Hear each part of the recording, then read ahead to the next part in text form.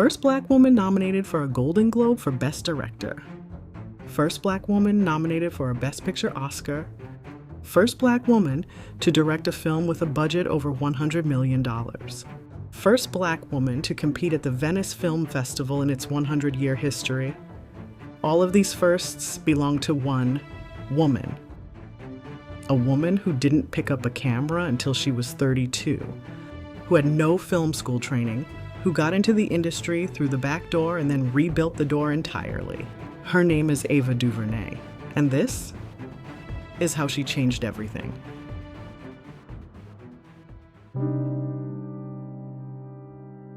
Ava Marie DuVernay was born on August 24, 1972, in Long Beach, California.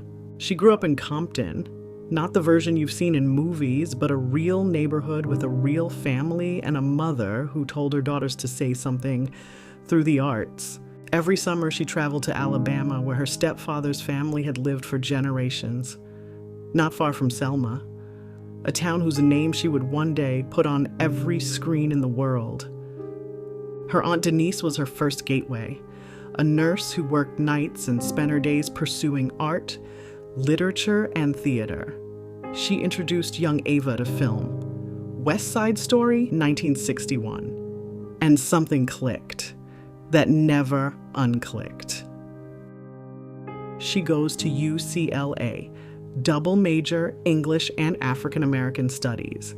She considers journalism, she considers law, she doesn't consider film. After graduating, she gets a job as a publicist for studios. She works campaigns for movies. She watches other people tell stories on sets where she's just the marketing person. She is in her late 20s. She's good at her job. She starts her own agency, the DuVernay Agency. And it grows. She is on film sets for Steven Spielberg, Michael Mann, Clint Eastwood, and she watches, and she waits, and something builds in her that won't stay quiet. In 2003, her Aunt Denise, the woman who gave her West Side Story, who showed her what art could be, dies of breast cancer. Ava DuVernay picks up a camera. She is 32 years old. She didn't go to film school, didn't have any formal training, and no studio development deal. Just grief and a story to tell, and the decision that it was time. Instead of waiting for permission, she makes it herself. She picked up her camera and made her first short film based on her mother's experiences. Ava called it Saturday Night Life. Then a documentary about LA hip-hop culture. Then her first narrative feature, I Will Follow, a film about a woman grieving a loved one, which she writes, directs, and distributes herself. That same year, 2010, she founds a film distribution company for Black and independent cinema, the African American Film Festival Releasing Movement, later renamed Array.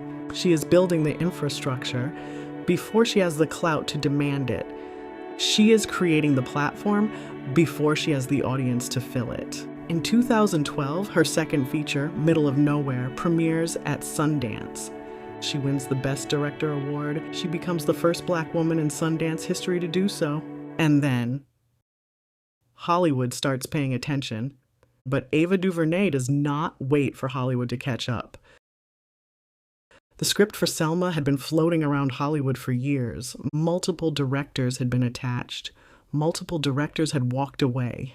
When it lands with Ava DuVernay, she is the seventh person asked. She rewrites almost the entire script, putting Black activists, not Lyndon Johnson, at the center of the story.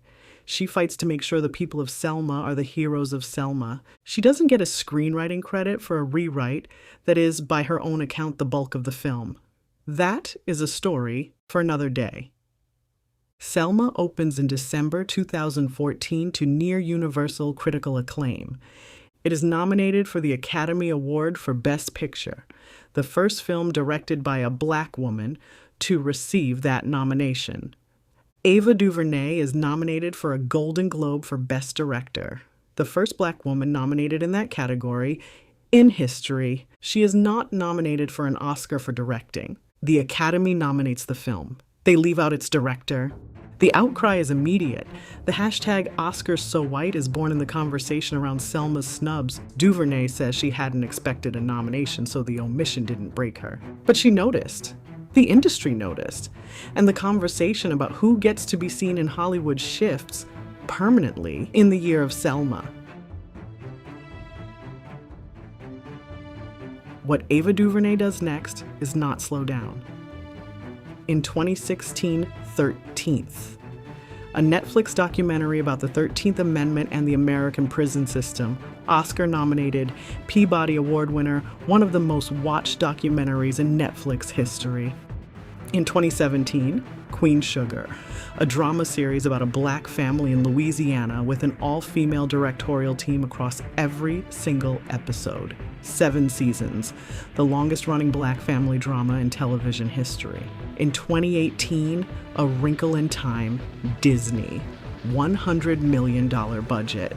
She becomes the first black woman in American box office history to direct a film that grosses over $100 million. She had been offered Black Panther. She turned it down, creative differences.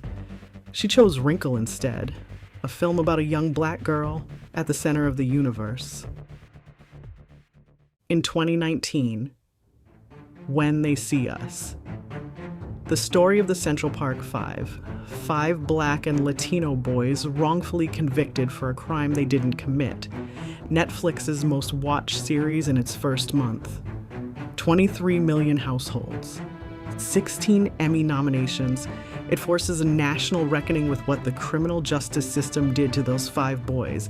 Their exoneration had happened in 2002. Nobody made them the protagonists. Until Ava DuVernay did. In 2023, Origin. She becomes the first black woman director to compete at the Venice Film Festival in the event's 100-year history. And through all of it, Array, her distribution company quietly amplifying over 50 films by women and filmmakers of color who would otherwise have had no home. She doesn't just make her own films, she builds the room so others can come in. Ava DuVernay is not a filmmaker who happened to be black and a woman. She is a filmmaker whose blackness and womanhood are the lens, the point, and the power. She picks subjects the industry ignores. She tells stories Hollywood has decided aren't commercially viable, and then she proves every time that they are. She started in publicity, a woman learning the machine from the outside, and she became the machine. She picked up a camera at 32 because her aunt died, and the grief needed somewhere to go. What came out was Selma, 13th, When They See Us, Queen Sugar, Origin. What came out was an entirely new idea of what a black woman director could build, demand, and own in American cinema. She didn't ask for a seat at the table. She built the table, handed out the chairs, and made sure the room looked different than it did before she walked in. We honor her journey at where she stands, because when she couldn't find the door, she built one. Like this video and share it with someone who needs to be inspired, a little girl, a young woman, or someone who needs to rediscover their spark. Next, on Where She Stands, Althea Gibson. She won Wimbledon, she won the US Open, she was the greatest tennis player of her era, and yet she was almost never allowed on the court. That story is next. Subscribe. I'll see you then.